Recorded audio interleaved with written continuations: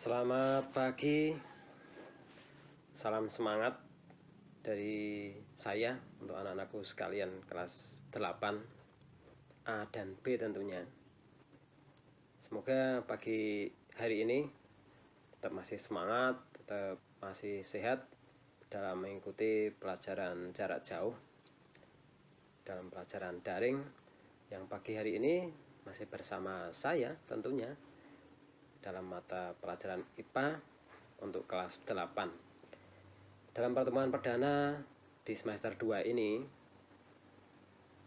kita akan bahas tentang beberapa bab yang semoga menarik perhatian kalian semua dan semoga dapat diterima oleh kalian semua, menjadikan ilmu yang manfaat. Oke, untuk mengawali pertemuan pada pagi hari ini, mari anak-anakku sekalian, kita berdoa bersama-sama. Semoga ilmu yang diberikan oleh Bapak Ibu Guru pada kesempatan ini dapat diterima oleh kalian semuanya. Bismillahirrahmanirrahim. Allahumma inni as'aluka fahman nabiyina wa hifdzal mursalin wal ilhamal malaikatil muqarrabin. Allahumma aghnini bil ilmi wa zainini bil khilmi wa akrimni bit taqwa wa jami'ilni bil afiyah ya arhamar rahimin. Ya Allah, aku mohon kepadamu kecerdasan sebagaimana kecerdasan para nabi, kekuatan hafalan sebagaimana hafalan para rasul, dan mendapat ilham sebagaimana malaikat muqarrabin. Ya Allah, kayakanlah aku dengan ilmu, hiasilah diriku dengan sikap santun. Mulaikanlah aku dengan takwa dan elokkanlah diriku dengan kecerdasan lahir dan batin. Ya Allah yang Maha Pengasih, anak-anakku sekalian, semoga kita mendapatkan ilmu yang manfaat. Oke, untuk semangat kita, mari kita menyanyikan sebuah lagu untuk penyemangat kita, untuk meningkatkan rasa cinta kita terhadap tanah air. Kita menyanyikan lagu Sorak-sorak bergembira. Oke, ayo kita nyanyi bersama-sama. Dalam hitungan ketiga kita mulai. 1, 2, 3. Sorak-sorak bergembira, bergembira semua. Sudah bebas negeri kita, Indonesia merdeka. Indonesia merdeka, merdeka, menuju bahagia. Itulah hak milik kita untuk selama-lamanya. Oke, itu sebagian lagu penyemangat kita untuk pagi hari ini. Anak-anakku sekalian, untuk kelas 8 pertemuan awal ini kita akan bahas tentang tekanan, anakku. Tekanan, apa itu tekanan? Nanti kalian akan menyimak dari slideshow yang nanti akan saya tampilkan. Jadi ada 3 macam tekanan yang nanti akan kita pelajari. Yang pertama itu tekanan zat padat, tekanan zat cair, dan tekanan pada gas. Jadi ada 3 macam wujud zat, padat, cair, dan gas. Tekanan. Jadi yang sering kalian rasakan atau kalian dengar pada kehidupan kalian itu mendapatkan tekanan batin. Berarti ada suatu gaya, jadi ada suatu gaya yang memberikan suatu pressure atau tekanan pada batin kalian yang membuat kalian itu tertekan. Nah, tentunya tapi kalau di IPA itu nanti ada akan dibahas lebih lanjut apa itu tekanan. Mari kita simak bersama-sama, semoga kalian tetap semangat. Oke, mari kita simak bersama-sama. Selamat pagi. Untuk bab salam semangat yang pertama tentang dari tekanan saya dan anakku sekalian kelas 8 A dan B tentunya. Tekanan zat padat. Tekanan adalah besarnya gaya yang bekerja pada benda tiap satuan luas bidang tekan. Artinya bahwa tekanan itu berbanding lurus dengan besarnya gaya yang bekerja pada benda tersebut, dan berbanding terbalik dengan luas bidang tekan. Luas bidang tekan tiap benda itu kan macam-macam. Ada yang bentuknya segitiga, ada yang bentuknya persegi, ada yang bentuknya persegi panjang, ada yang bentuknya lingkaran. Jadi tergantung dari benda yang ada di sekitar kita. Contohnya misalkan kaki meja. Kaki meja itu rata-rata bentuknya persegi.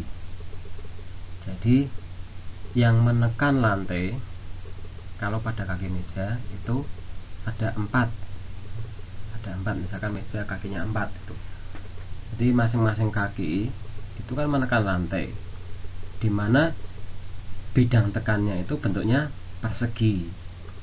Maka kita harus mencari berapa luas persegi tiap kaki mejanya. Paku misalkan, paku itu sebuah titik. Jadi ujung paku itu kan ada yang lancip ya. Kalau kita lihat itu kan sebuah titik. Nah, titik itu cenderung sama dengan lingkaran. Maka berapa luas bidang tekannya kita mencari dengan menggunakan rumus luas lingkaran. Misalkan ada benda yang bentuknya segitiga ini. Bentuknya segitiga. Di ujungnya itu segitiga. Yang untuk menekan misalkan. Nah, maka kita harus mencari dulu berapa itu luas permukaan segitiganya yang nantinya digunakan untuk menekan benda lain.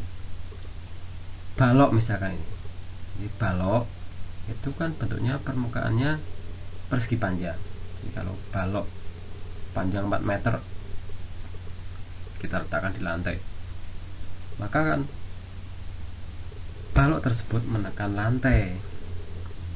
Nah, berapa luas bidang tekannya itu ya kita ukur dulu berapa panjangnya, berapa lebarnya. Maka kita menggunakan rumus luas persegi panjang, panjang kali lebar, baru ketemu luas bidang tekannya. Itu tentang luas bidang tekan. Jadi di sini kita ulangi lagi bahwa tekanan adalah besarnya gaya yang bekerja pada benda tiap satuan luas bidang tekan. Kalau gayanya besar, maka tekanannya besar. Sebaliknya, kalau luas bidang tekannya itu besar, jadi luas, makin luas, maka tekanannya kecil. Sebaliknya, kalau luas bidang tekannya itu kecil, maka tekanannya besar. Karena tekanan berbanding terbalik dengan luas bidang tekan. Coba kalian bandingkan antara kaki meja dengan sebuah paku. Kira-kira tekanannya itu besar kaki meja apa paku? Oke, sudah dibayangkan anak-anak sekalian? Besar yang mana? Secara teori itu besar, tekanannya lebih besar yang ujungnya itu lebih sempit, lebih kecil. Saya ulang lagi, lebih kecil. Maka tentunya paku itu tekanannya lebih besar dibandingkan kaki meja. Contohnya gini, kalau sebuah benda yang bentuknya persegi tadi, kaki meja, kalian tekankan pada sebuah kain, kira-kira dapat masuk enggak? Tidak kan? Nah, kita coba ambil yang ujungnya benda yang ujungnya runcing, kan paku atau jarum yang untuk menjahit itu. Nah, ketika itu ditekankan pada kain, maka dia akan menembus kain. Nah, itu artinya bahwa tekannya itu besar. Bahwa tekannya itu besar. Anak sekalian, contoh lagi.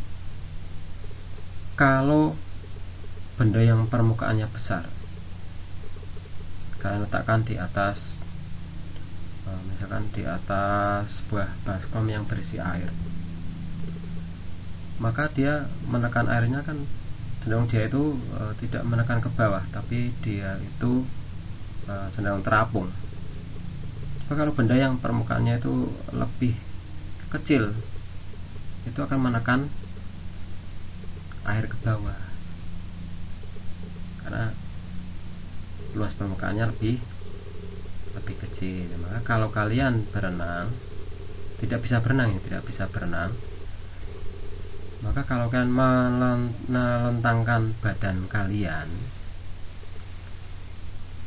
itu tidak mudah untuk tenggelam.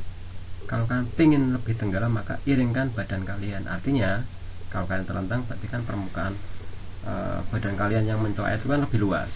Tapi kalau kalian miring, maka luas badan kalian yang menekan air itu lebih kecil.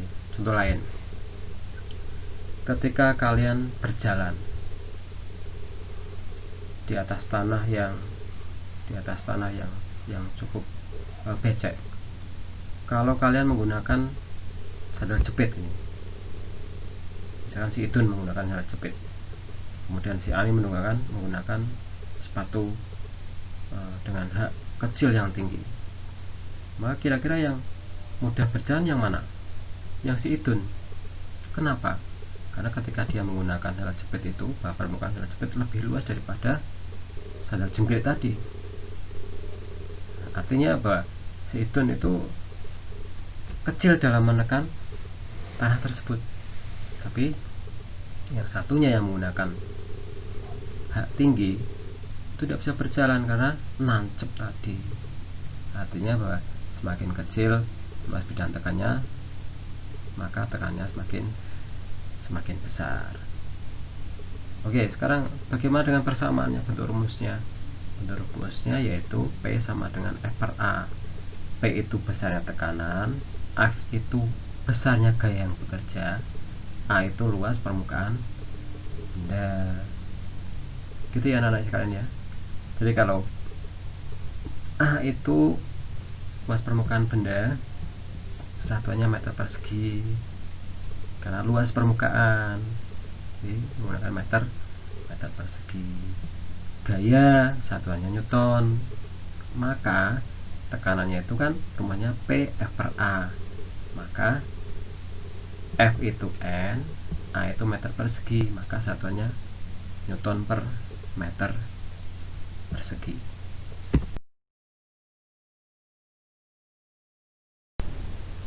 Oke, kita lihat di sini ada sebuah balok anak sekalian. Sebuah balok, permukaannya bawah dan atas itu bentuknya persegi panjang. Maka berapa luas permukaan bidang tekannya, yaitu panjang kali lebar. Itu baru ketemu nanti berapa luas permukaan bidang tekan. Jadi ketika gaya F yang diberikan oleh sebuah balok tersebut menekan sebuah bidang di bawahnya, misalkan meja atau lantai, maka besarnya tekanan adalah P sama dengan F per A. Jadi kalau di soal-soal biasanya bahwa F itu atau gaya tersebut sudah diketahui berapa besarnya. Kalaupun tidak, nanti bisa menggunakan neraca pegas, sehingga nanti akan ketemu di situ di angkanya berapa F-nya tersebut.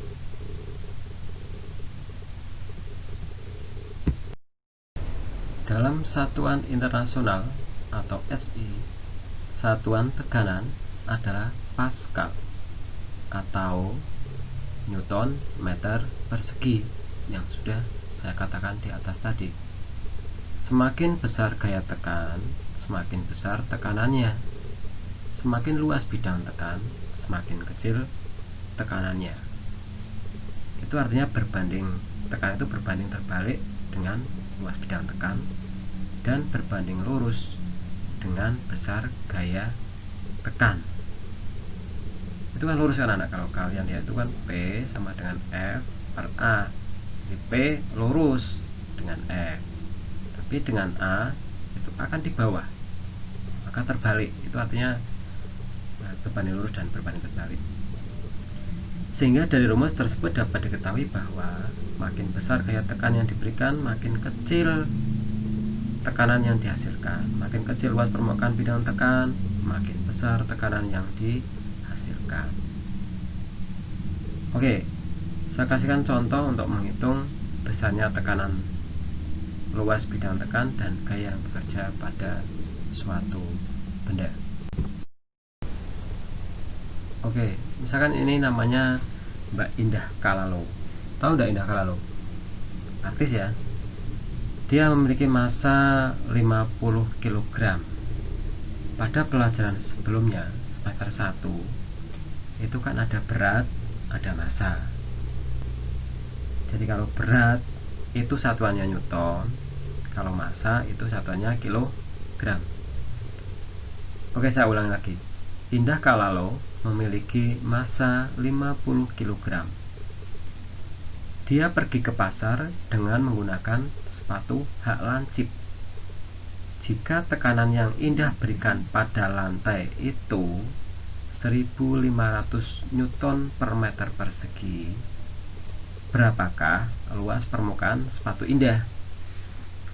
Ingat bahwa percepatan gravitasi itu sama dengan 10 meter per sekon kuadrat. Itu sudah konstanta rata-rata di Indonesia.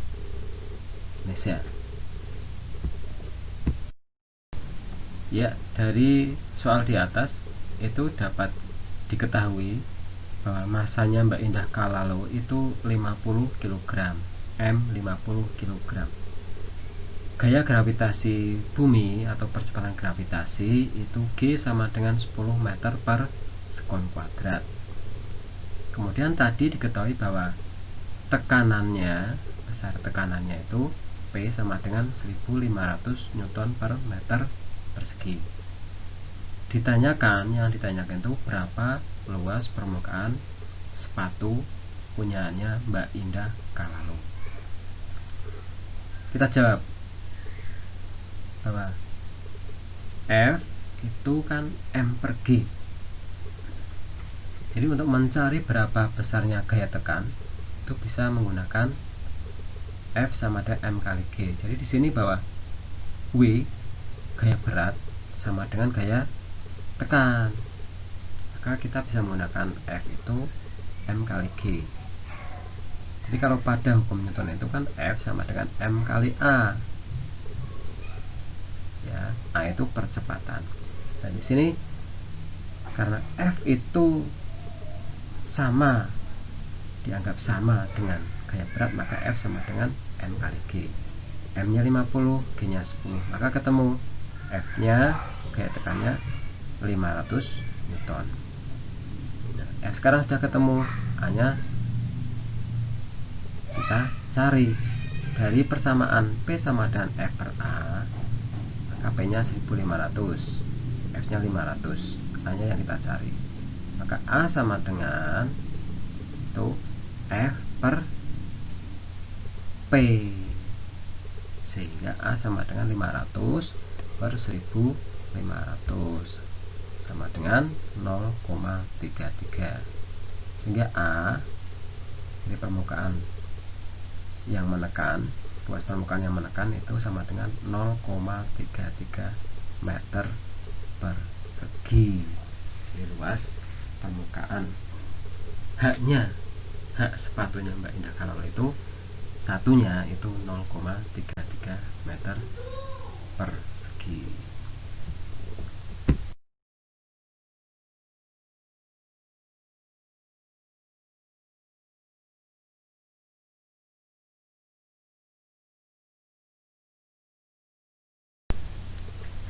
Ini ada sebuah gambar kapak. Jadi kapak itu dalam dunia kita sehari-hari itu digunakan untuk membelah batang kayu, kemudian memotong. Jadi kalau kita perhatikan, kapak itu bentuknya itu kan pada ujung yang runcing yang digunakan untuk memotong itu bentuknya tipis. Bentuknya tipis. Kenapa tipis? Artinya biar tekanannya terhadap benda yang dipukulnya itu besar, sehingga dapat, kalau untuk membelah kayu itu dapat terbelah. Coba kalau kapaknya itu tumpul, sangat kesulitan sekali untuk membelah kayu. Artinya bahwa semakin tipis, semakin runcing benda tersebut, maka tekanannya semakin besar. Semakin tumpul, maka tekanan benda tersebut semakin kecil. Maka kalau orang-orang mau menggunakan kapak itu pasti dibuat runcing, diasah dulu. Jadi tidak cuma kapak dok, ada apa? Cangkul juga sama, sabit juga sama, tatah juga sama, peso juga sama. Maka artinya bagaimana supaya tajam, maka diasah, artinya lebih kecilkan lagi permukaan tajamnya itu, sehingga dapat disimpulkan bahwa mata kapak dibuat tajam untuk memperbesar tekanan sehingga memudahkan tukang kayu dalam memotong atau membelah kayu. Orang yang memotong kayu dengan menggunakan kapak yang tajam akan lebih sedikit mengeluarkan tenaganya daripada jika ia menggunakan kapak tumpul dengan gaya yang sama. Jadi kapak yang baik adalah kapak yang mempunyai luas permukaan bidang yang kecil. Dalam bahasa sehari-hari, luas permukaan kapak yang kecil disebut tajam.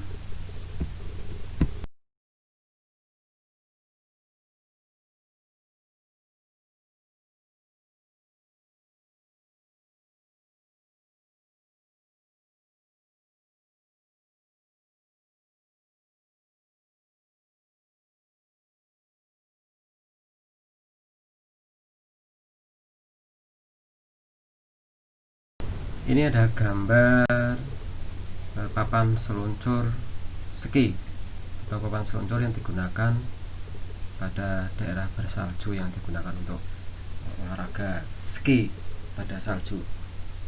Jadi kalau kita lihat pada permukaan papan seluncur itu dibuat lebih lebar atau mempunyai tapak yang lebar, dengan maksud anak-anak sekalian, dengan maksud bahwa biar permukaan tersebut tidak begitu menekan permukaan salju, sehingga dapat berjalan lebih mudah. Orang-orang yang hidup di daerah bersalju secara langsung atau tidak langsung telah memanfaatkan konsep tekanan anak. Mereka membuat sepatu salju yang luas alasnya besar, sehingga mampu memperkecil tekanan berat tubuhnya pada salju. Hal ini mempermudah mereka berjalan di atas salju, seperti gambar yang tadi telah ditampilkan.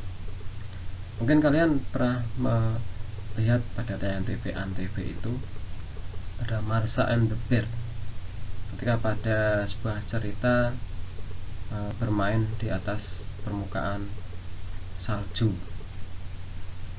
Di atas permukaan salju, di sana kalian dapat melihat bahwa si kelinci itu dia mudah berjalannya dengan menggunakan kakinya. Kemudian ada serigala yang kesulitan ketika berjalan di sana. Itu dapat menunjukkan bahwa si kelinci itu mempunyai telapak kaki yang lebih lebar daripada serigala, sehingga si kelinci dapat berjalan lebih mudah di atas salju tersebut daripada kaki serigala tersebut.